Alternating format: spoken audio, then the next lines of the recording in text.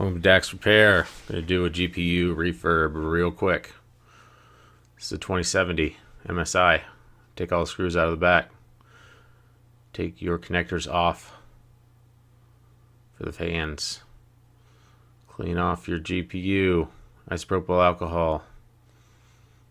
Same on the heatsink. Watch out for the blue pads. They are thermal pads. You can't hurt them.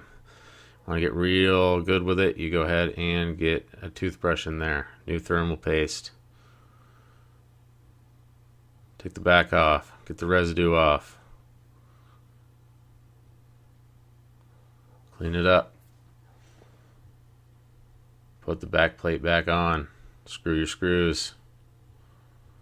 And you've done the world's fastest GPU refurb. You win.